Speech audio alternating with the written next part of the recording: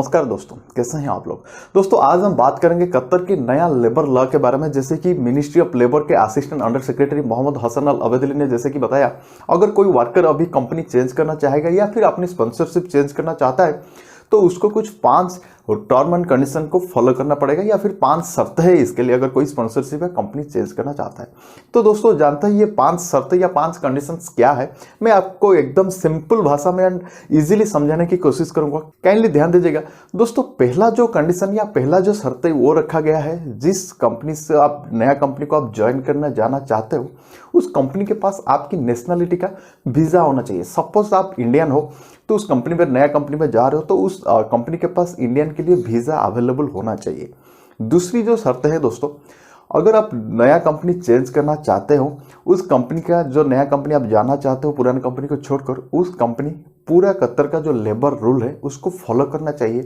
उसके पास perfect business, perfect काम होना चाहिए।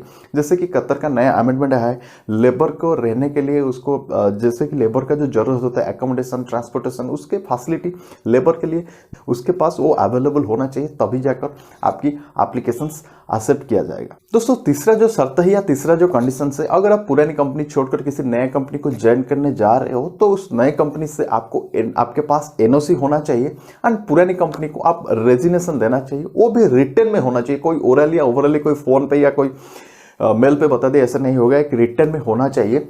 एंड ये जो रेजिग्नेशन का, पुरानी कंपनी का जो रेजिग्नेशन का एक कॉपी आपके पास होना चाहिए। जब आप एप्लीकेशन सबमिट करोगे, एप्लीकेशन के साथ एक रेजिग्नेशन का कॉपी भी आपको अटैच करना पड़ेगा। हालांकि ये चीज़ पहले नहीं था, ये चीज़ बहुत लोग के लिए डिफिकल्ट हो सकता है, आगे जाकर आपको खुद भी समझ में आएगा। मैं एग्जांपल के तौर पे बताता हूँ। आप सपोज आप किसी कंपनी को पहले क्या करते थे, छुट्टी लेकर दूसरी कंपनी चेंज कर देते थे, अभी क्या रेजिग्नेशन देना पड़ता है। किस कंपनी का आप रेजिग्नेशन देना चाहते हो तो उस कंपनी सपोज एक्सेप्ट नहीं कर रहा है आपके वीजा का पैसा, आपका डीएल के, आपके कुछ अगर एक्सपेंसेस किए हैं आपके ऊपर, तो इतना जल्दी वो रेजिग्नेशन एक्सेप्ट नहीं करते हैं, आपके खिलाफ भी ऑब्जेक्शन करते हैं। हालांकि ये चीज़ आगे भी कंडीशन से मैं बताऊंगा। दोस्तों चौथा जो रूल है या चौथा जो शर्त है, अगर आप कतर में किसी पुराने कंपनी का अगर चेंज करना चाहते हो, उस कंपनी के पास अगर 2 साल से कम काम कर रहे हो तो आपको 1 महीना का नोटिस पीरियड मिलेगा। अगर 2 साल से ज्यादा काम कर रहे हो तो 2 महीने का नोटिस पीरियड रहेगा। और ये नोटिस पीरियड में आप पुराने कंपनी के साथ ही काम करोगे, नोटिस पीरियड के बाद आप नया कंपनी को ज्वाइन कर सकते हो। दोस्तों 5th नंबर जो कंडीशन ये है कि आपकी जो पुरानी कंपनी है आपकी, अगर आप पुरानी कंपनी को छोड़कर अगर किसी कॉम्पिटिटिव कंपनी में जाना चाहते हो, सपोज फॉर एन एग्जांपल लेते हैं, अगर आप किसी ज्वेलरी शॉप में काम करते हो, वो सेल्स से रिलेटेड है, अगर दूसरी कंपनी में आप जा रहे हो वो भी सेम ज्वेलरी शॉप है एंड उसकी कंपटीटर है, मतलब जैसे कि आपकी कंपनी का कोई प्रोडक्ट हो, जैसे कि आप कोई मैकेनिकल लाइन पे काम कर रहे हो, जैसे कार और मैन्युफैक्चरिंग कंपनी में काम कर रहे हो, दूसरी कार मैन्युफैक्चरिंग कंपनी में जा रहे हो,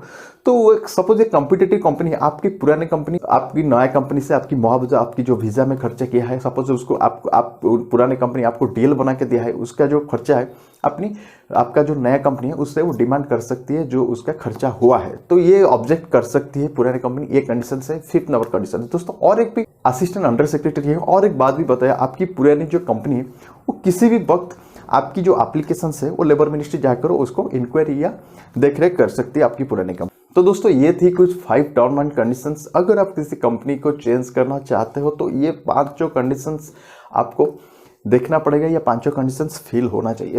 तो दोस्तों ये वीडियो आपको कैसा लगा कमेंट में जरूर बताइए, और वीडियो को लाइक शेयर करना मत भूलिएगा। दोस्तों जल्दी मिलते हैं कुछ नए टॉपिक नए वीडियो के साथ, तब तक के लिए थैंक यू, जय हिंद, वंदे मातरम।